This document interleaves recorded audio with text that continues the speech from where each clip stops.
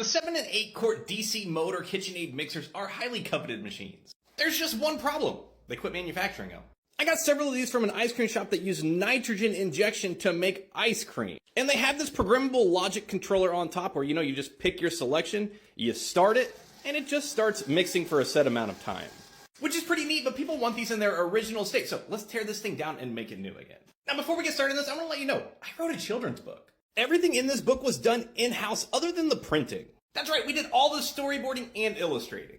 Now, Maxwell the Mixer's Holiday Adventure tells the story of a little mixer who falls off of the countertop and gets damaged. It outlines his adventure by land and by air. Look at Maxwell flying in that little airplane. Maxwell makes it to Mr. Mixer's shop where he meets several friends along the way. Now, Maxwell gets restored to brand new, and he makes it home just in time to save the day and help with making holiday cookies. We're gonna make a whole series of these. Picture Thomas the Train. Now, if you're interested in supporting this venture, go ahead and pick one up in the link below. Your kids will love them. I know mine do. Back to the repair. Let's turn this thing around. Start by removing this single screw on the beauty band. And removing that allows us to sneak this band out of place, which reveals 4 screws. 1, 2, and then 2 on the other side in the same exact spots. Let's go ahead and remove those. Now, with all those screws out, this housing is now ready to be removed. The only problem is there's some wires kind of holding us up there. And we're just going to give those a little snip, which allows us to fully remove this upper housing in the PLC. Now let's go ahead and work to remove the motor and the speed control board here. Now to get this motor out, we have to start by removing this pin right here. Hi-ya!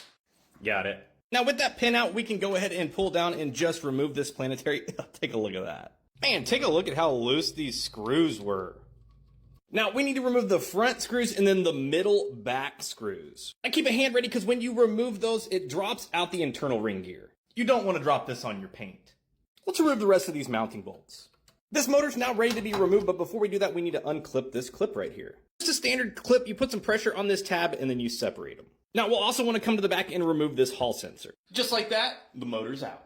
We're going to remove these 2 screws right here, which allows us to then pull out this speed board. Now there's a clip right here that runs to the speed board. I want to go ahead, I want to remove this, I want to save it. Now I need to inspect everything and get this cleaned up. Now we need to come back to this clip. We're going to go ahead and strip the wires. Then we're going to take some butt splices and we're going to splice these together. You said butt. We've now connected that to our brand new board. And with the speed board in place, we can go ahead and drop in our new motor. Then I'm going to do a little more cleaning because, well, there's a bunch of hidden crud.